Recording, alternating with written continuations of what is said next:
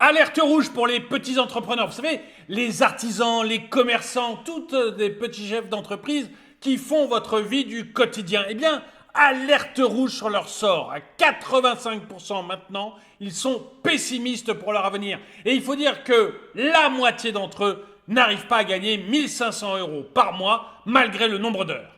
Bonjour et bienvenue dans cette nouvelle vidéo de DME en direct. Comme toujours, si vous n'êtes pas abonné, eh bien je vous suggère de le faire et de cliquer sur la cloche pour être prévenu lorsque je sors une nouvelle vidéo. Donc, alerte rouge pour les petits entrepreneurs. Vous savez, votre boulanger, le rempailleur de chaises, tous ceux qui ont des petits métiers, entre guillemets, en tout cas, qui sont des artisans du quotidien et qui finalement nous aident à avoir une vie plus belle. Eh bien, eux sont extrêmement pessimistes sur leur avenir parce que leur situation se dégrade année après année. Ah oui, si vous écoutez le gouvernement, tout va bien, le monde est beau. Depuis qu'ils sont là, tout va mieux. Il le disait encore il y a quelques semaines. Bruno Le Maire, pour ses vœux il y a encore quelques jours, vantait leur exercice du pouvoir, disait que tout allait mieux et qu'ils allaient continuer dans ce sens. La dette a juste augmenté de 40%, le déficit public de 60%, mais tout va bien, on a une croissance de 0,4. Les artisans, les commerçants, eux, sont en train de crever. La situation économique des indépendants et des patrons de très petites entreprises, les TPE en France, est alarmante, selon une étude annuelle du syndicat des indépendants. Près de la moitié de ces chefs d'entreprise, la moitié, en fait 45%, près de la moitié, en fait c'est 45%, mais quand même, travaillant dans des secteurs variés tels que la coiffure, l'épicerie ou la mécanique, se rémunèrent moins de 1 500 € par mois. Ces chiffres, bien en deçà du salaire minimum, parce qu'ils font des heures, si vous voulez. C'est pas 1 500 € par mois parce qu'ils sont dans leur canapé en train de regarder Netflix. Ces chiffres, bien en deçà du salaire minimum, soulignent les difficultés auxquelles sont confrontés ces entrepreneurs qui, malgré des journées de travail dépassant souvent les 50 heures, peinent à maintenir leur entreprise à flot. Des revenus insuffisants. L'étude révèle que... j'avais dit 45, c'est 47. L'étude révèle que 47% des indépendants et dirigeants de TPE gagnent moins de 1 500 € par mois, soit à peine le salaire minimum, voire moins. En fait, c'est moins si on voit le nombre d'heures qu'ils font.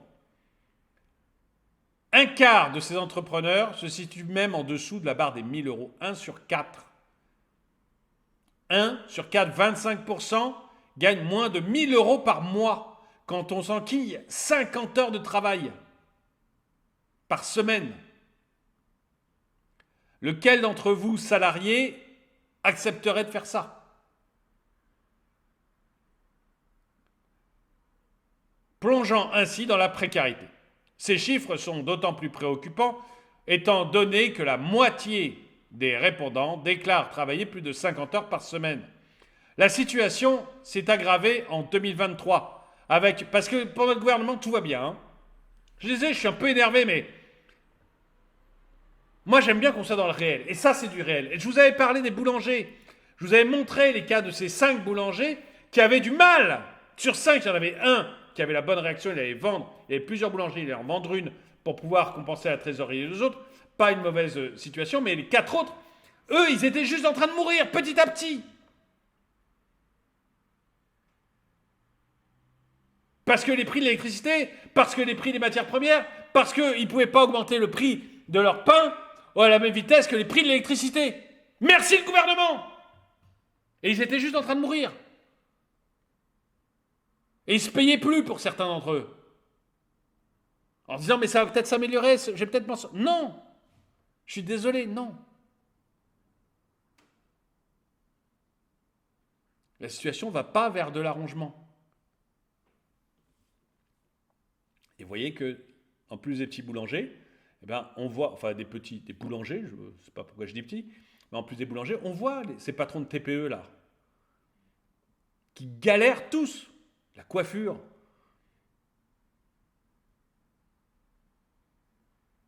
Pas la coiffure, ouais, c'est pas les mêmes coûts fixes qu'un boulanger, quoi. Pourtant, ils galèrent aussi. Et la situation, donc, s'est aggravée, contrairement à ce que nous disent Bruno Le Maire ou Emmanuel Macron, avec une baisse des revenus pour de nombreux dirigeants, principalement due à une conjoncture économique difficile. Impact des charges et difficultés financières. Les patrons de TPE et les indépendants sont confrontés à plusieurs obstacles financiers, dont le remboursement des prêts garantis par l'État, les PGE contractés pendant la crise du Covid-19. Là aussi, on est sur un scandale monstrueux. J'en ai parlé dans une vidéo récemment. Ce PGE, c'est un scandale. On les a obligés à fermer. Mais en faisant un PGE à côté, un prêt garanti par l'État, en fait, on ne fait que décaler le problème. On n'a fait que décaler le problème. Et maintenant, ils se retrouvent à devoir rembourser ces PGE. Parce qu'il n'y a pas de repas gratuit. Parce qu'il y a forcément quelqu'un qui paye. Et là, c'est eux qui vont payer.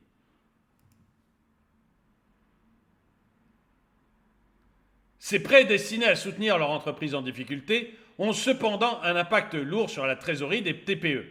Et ce qui est merveilleux, c'est que n'importe quel économiste de base le savait, j'en ai parlé dans mes vidéos en 2020.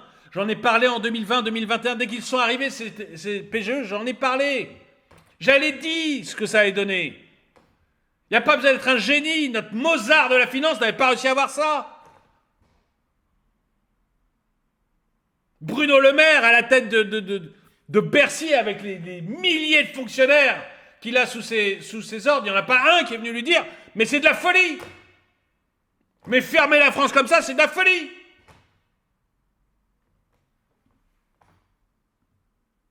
Marc Sanchez, le secrétaire général des syndicats des indépendants, souligne que 68% des entreprises ont du mal à rembourser leur PGE. 68%.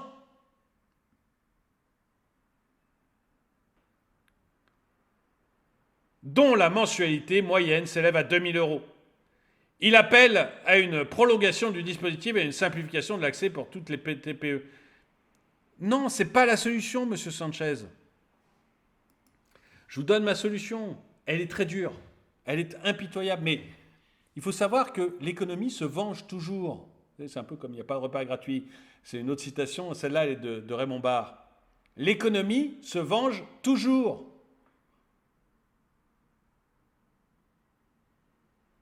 Si on étale les PGE, on va juste couler un peu plus ces commerçants et ces artisans. J'ai d'ailleurs quelqu'un qui m'a fait un commentaire, l'un d'entre vous qui m'a fait un commentaire sous la vidéo où je parlais des PGE, qui m'a dit « Tu as raison, je suis moi restaurateur, j'ai eu un PGE, j'ai fini par le rembourser, mais j'ai fait faillite tout de suite derrière. Et j'aurais mieux fait de faire ce que tu avais dit, c'est-à-dire couper, terminer. » Et donc, mon conseil, moi, alors, voyez votre expert comptable, évidemment, mon conseil ne s'adapte pas à toutes les entreprises. Je n'ai pas la prétention de Bruno Le Maire ou d'Emmanuel Macron de faire un truc qui marche pour tout le monde. Je ne suis pas un membre du gouvernement, moi. Je suis pour le réel. Donc, allez voir votre expert comptable. Mais, ce que je dis, c'est que dans une grande majorité des entreprises, une très grande majorité des entreprises, vous accrochez à votre entreprise qui est en train de mourir. Et en fait, en faisant ça, vous arrêtez de vous payer un moment. Vous arrêtez de vous verser un salaire. Ou vous diminuez votre salaire.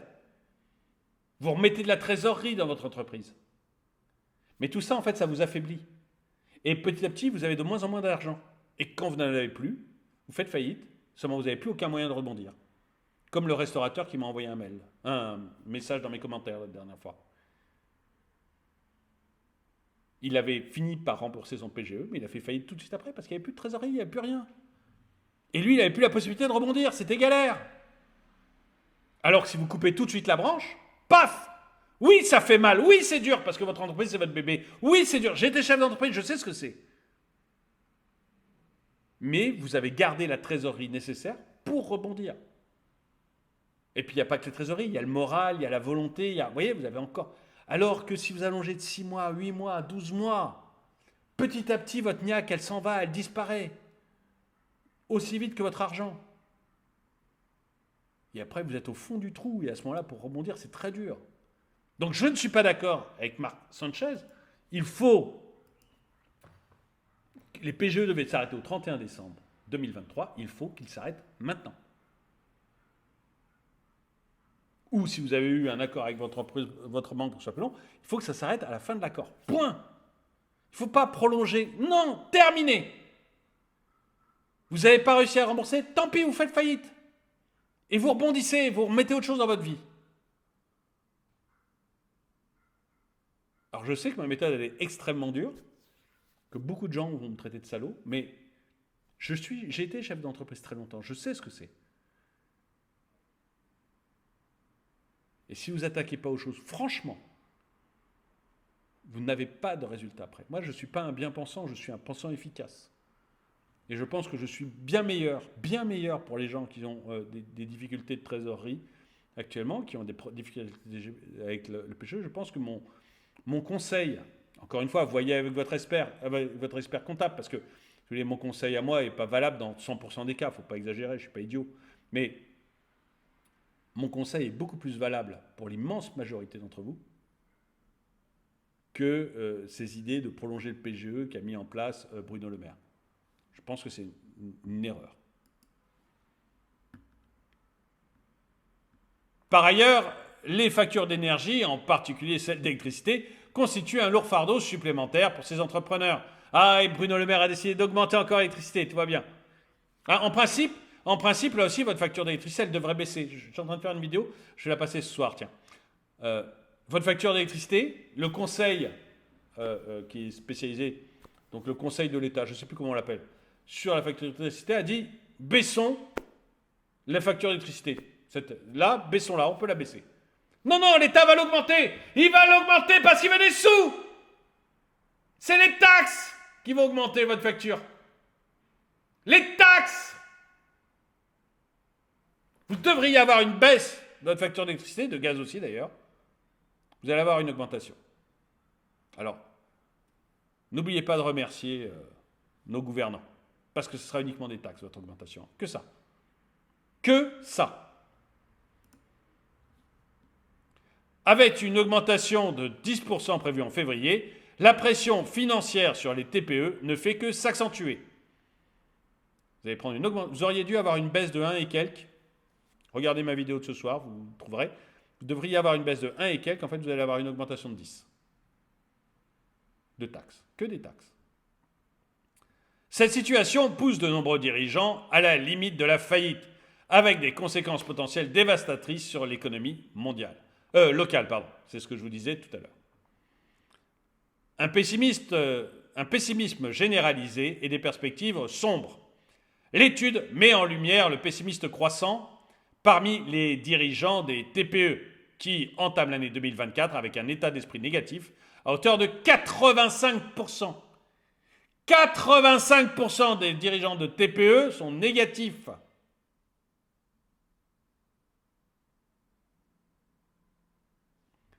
Les inquiétudes, les désamusements et la colère sont palpables face à une année qui s'annonce complexe.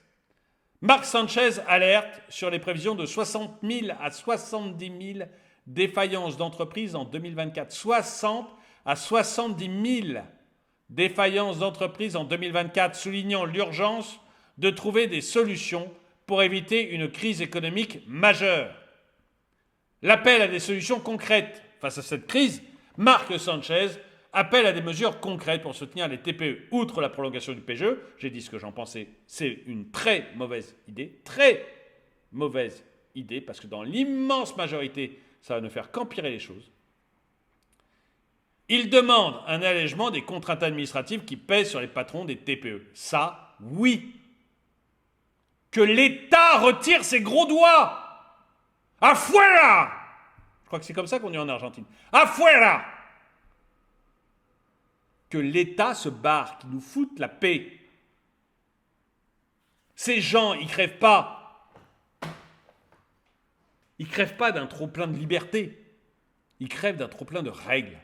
Ils crèvent de devoir payer des cotisations URSSAF de folie.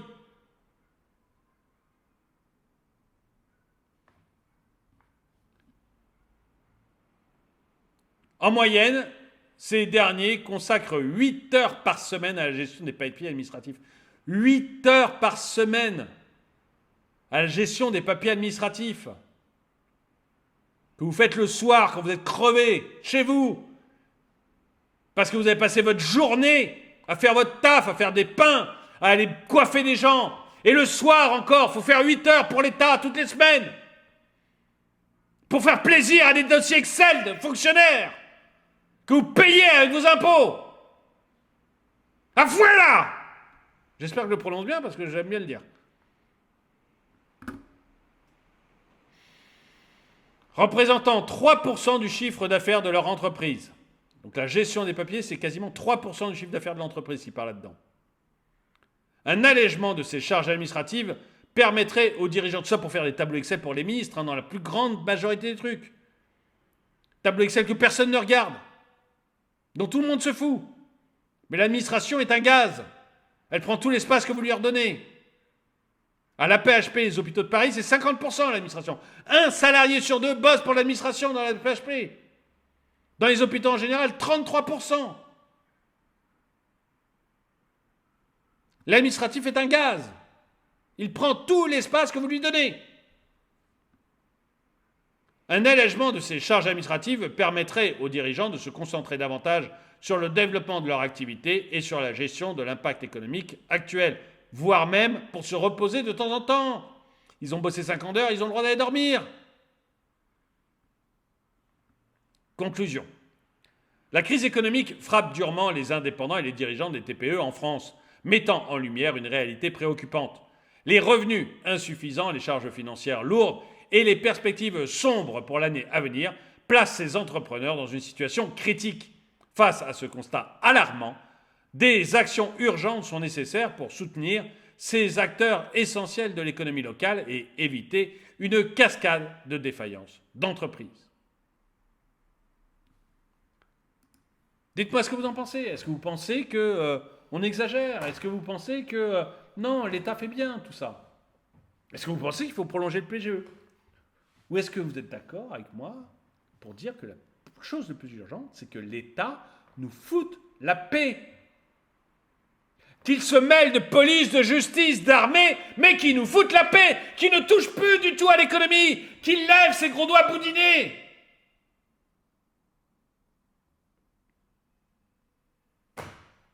Qu'il arrête de réglementer, de mettre des réglementations, d'embaucher un nombre de fonctionnaires complètement disproportionné pour générer des normes dont tout le monde se fout.